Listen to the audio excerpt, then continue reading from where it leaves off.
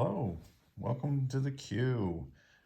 We've gone back to World War I for Kings and Kaisers. You might have seen the short video I put out the other day when we started this game. It is a World War I game. It is loosely based off of the Axis and Allies 1914 game that came out a while ago and is now discontinued.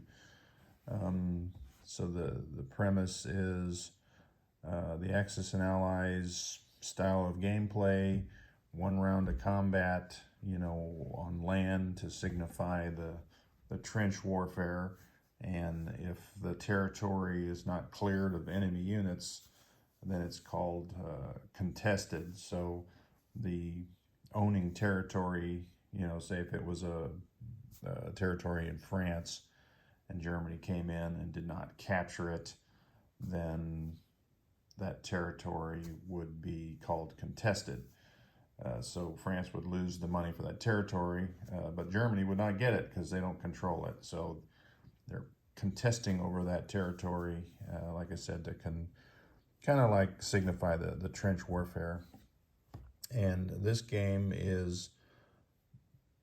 was designed by Madman and Moose Cow, and they've been working on it for a year and a half that I know of, and maybe longer than that. I don't know, but like I said, it's World War I, but it's the whole globe. So we got everything like a Global 40 or Global War 36 game. You got all these nations. There's action all over the place. So the 1914 Axis and Allies game is basically just the Europe and Africa. And really on Africa, I don't think it's the whole of Africa. I'm trying to think. Yeah, I think it is all of Africa. And of course the Middle East with Russia a little bit. But this one's extended out even further. So give it a look over here. Even Japan's got some action. China is in this one. China's kind of unique in that unless it's attacked by the Allies, the only thing that really happens there is a civil war, and one side, is kind of aligned with the Central Powers while the others is aligned with the Allies. So that'll play out as long as they're not attacked by Britain or Japan. So the game itself, if you haven't played Axis and Allies 1914, then you are not going to know what I'm talking about. So, but you can learn this game. Madman and Moose Cow have got 2 YouTube games now that I think they just completed the second one today. And if you go to either one of their channels, look on the playlist, you can find either one of those YouTube games to watch, which will give you a good idea of the gameplay. And then also within their channel, you can search for the videos where they talk about how you go about getting the map, and you can get player aids such as the income and victory point tracker or the battle board. And coming soon, I think they're going to offer actual cards, national objective cards. Now, I just printed these on cardstock just so we had them for the game the other day, because this is my first game of Kings and Kaisers, and my son and nephews played a demonstration game of this in the BBR St. Louis tournament earlier this year. So they've already got a game under their belt. It's slightly different from them, as they've modified some of the rules and changed some of the tech.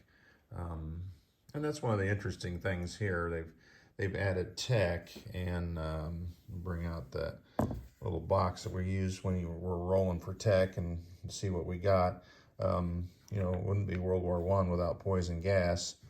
There's machine guns, minefields, trenches.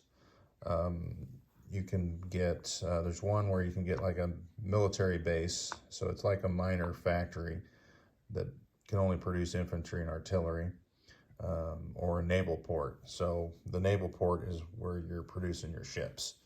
So kind of like a shipyard. So you got barbed wire, and then of course there's trench works as I turn them over. So those are the techs that they've kind of thrown in here. And now we have used these techs. They did provide us with these tech, and the techs were different even than when we played them a while ago. And we just used the 1914 Axis and Allies game and incorporated the tech just to see how they worked. And it was pretty fun. And like I said, it was pretty fun here as well. You know, we got, since you're rolling for the tech, the Central Powers, I don't know if they had, but maybe one tech going into round 4. They were missing like crazy, and then just here in these last couple turns have you know, gotten some more tech on the map, which, you know, so far only the poison gas has really been an issue for us, just because that's what the Allies got early, and we're able to use it efficiently against us. So but we'll go through a quick rundown of the game.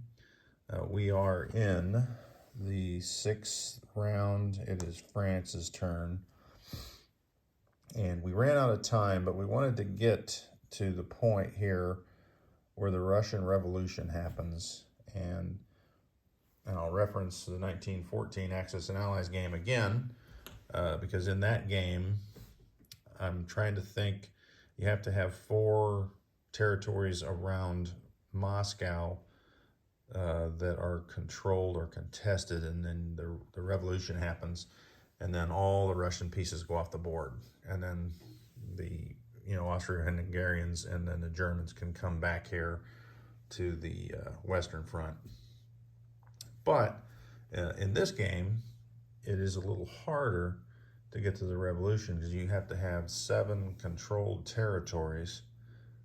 Now there are more territories here than on the 1914 Axis and Allies map, but at the same time, they can't be contested. They have to be controlled. So, for example, I think on turn 4, we were close. We had 6 Russian territories. And then on turn 5,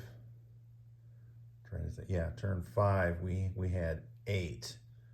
And they managed to contest 2 of them to get us back down to 6. So then on turn 6, we were able to get up to 10. And the Russians at that point had exhausted all their resources, you know, with all the counterattacks to try and take those territories away to prevent the Russian Revolution. So they were spent. So the Russian Revolution happened at the end of the Russian turn on 6. Now there's all sorts of units everywhere, because every Russian that's on the board comes off.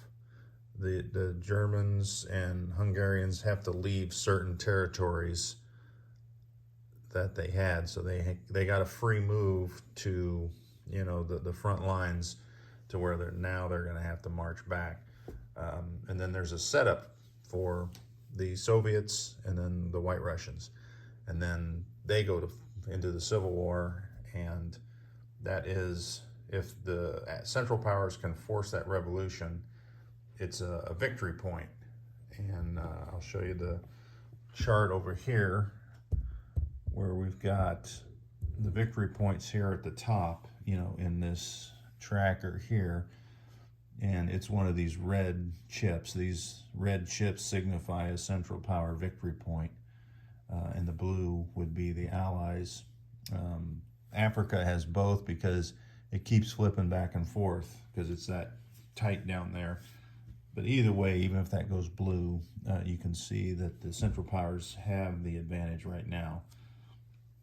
Now, it is set up to be a 10 or 12 turn game, and depending on where we are on turn 10, I think, you know, if it's still this lopsided, we'll probably just call it as a Central Power victory. So I was trying to think what the minor cities basically is just how you figure up these last 3 victory points. You know, if you have 3, 5, or 7, and then you can see here that the Allies have 1. And I think maybe we've got to take one of those off for Russia, but now that I'm looking at that, because I think when the revolution happens, well, we keep this one, Baku. Which one other did we have? We had Petrograd, but we had to get out of that. But I don't think that's not a minor city. Maybe we don't have to take one off. Oh well. There's no need for me to ramble on about that because you guys aren't familiar with the victory rules or victory conditions for the victory points. And really, honestly, this is my first game, so I don't know all of them anyway. I mean, but like I said, you've got all sorts of nations across the board. Japan is kind of limited to where it can operate, and it's mainly here in the Pacific. So the game starts with, you know, all these German colonies that are in. There's one in China, and then a lot of these islands. And interestingly enough, these islands, Japan hangs on to them, and in World War II, you know, these are massive places where now I don't think Japan. Well, they did hang on to the Marshalls, didn't they? But a couple of these down south, for some reason, went over to the British. And maybe it's because Japan in the real war didn't get down that far. I don't know. But Japan, they had some naval battles with Germany. You know, invaded all these islands. I'm not sure if they invaded that colony in China, though. They might have. Who knows?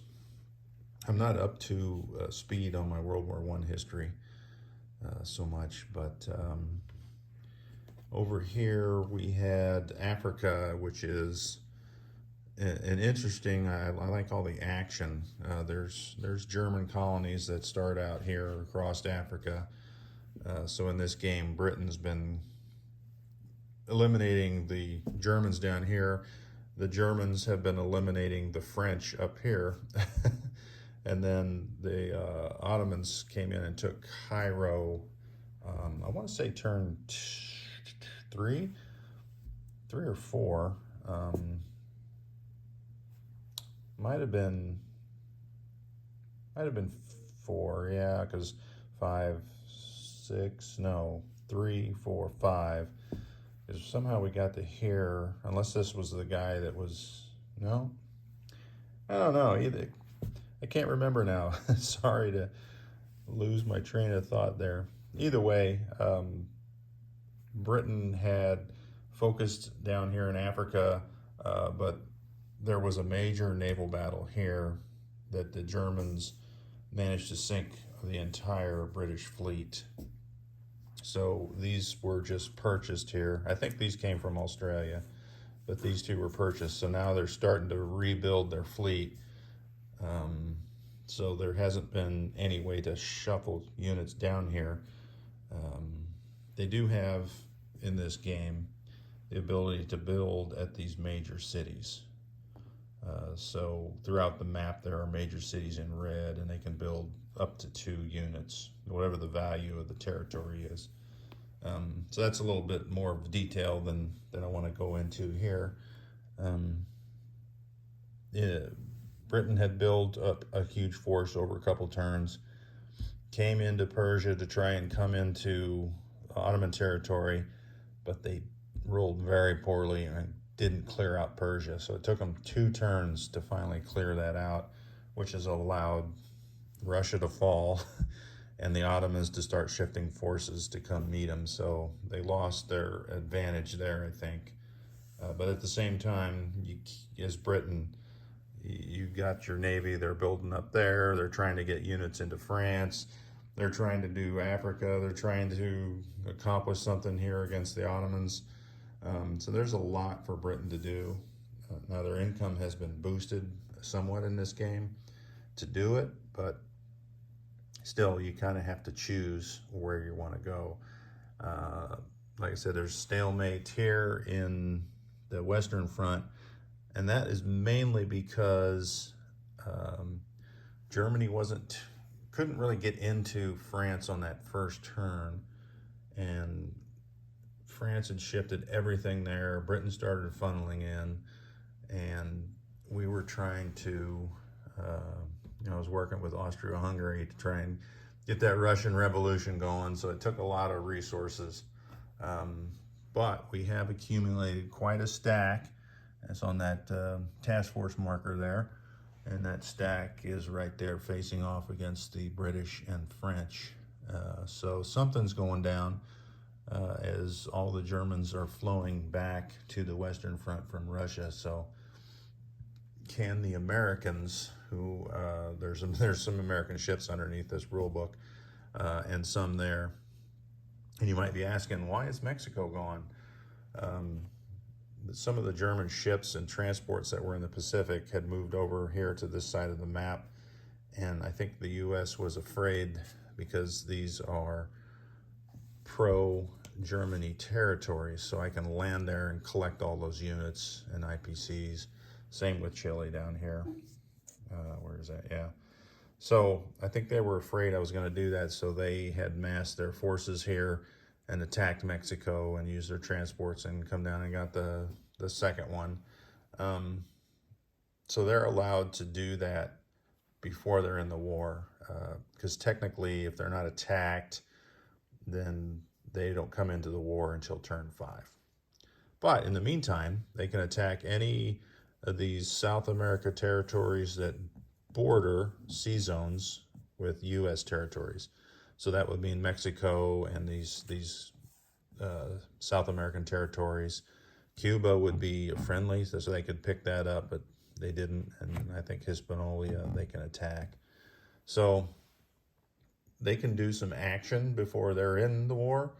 The Monroe Doctrine, I believe, is what they're called. The end result of that, though, is when they go to war, Chile automatically flips to Germany. So I got these units without landing there, but at the same time, that gives the U.S. something to do. The other thing they can do is they can still roll for tech, but they can lend-lease that tech to any of the nations. Now, I don't know if you have to have a lend-lease path, like can German subs block that out? I don't think so. I think it just automatically goes to wherever their capital is. Like if they were going to lend-lease to Britain a machine gun, it would just go here in London, and then on the British turn, they can place it wherever. So I don't think it gets too detailed. But I've been going on here for a while. It is a fun game. So like I said, we're a little over halfway done. Hoping to get it done here next week, and maybe in a couple weeks do another game with some different people that might be coming up from out of town. So that'll be fun. But this has given me this game, and then the Global War 1914 that is coming out from HBG. I believe at the beginning of next year, but I'm not sure on that time frame. I do know it's next year. But between this game and that game, it's given me the opportunity to create a whole new set of armies, I guess. This is the World War One. All the pieces are, of course I get them up and I think it's too blurry because it's focusing on different things, but World War One German unit. This one actually is one that I had purchased when I was a teenager. 14 or so. We were into games with all the miniatures, and of course it was games we made up, but still. Nonetheless, I still have some of the pieces, so I incorporated them into all the nations that I had still units from back then. But like I said, it's given me the opportunity to paint some more units, and I haven't done any of the decals or any of that kind of work, but you can see some of these as I pick that up. I wonder if that's showing up well. put my finger behind there. That's actually a prize that Moffett Field had painted up for my nephew. He won that prize at the BBR tournament in St. Louis with those planes, that Zeppelin there, and there's some tanks and some other stuff that look pretty cool. He does some pretty good work. So going to end my rambling now. Hopefully you enjoyed a quick look at this game. Like I said before, go ahead and take a look at the Madman's YouTube channel, or Moose Cow's YouTube channel for all the details on how you can acquire such a lovely map and game. And I think that's it. So thanks for watching, and until next time, keep rolling dice.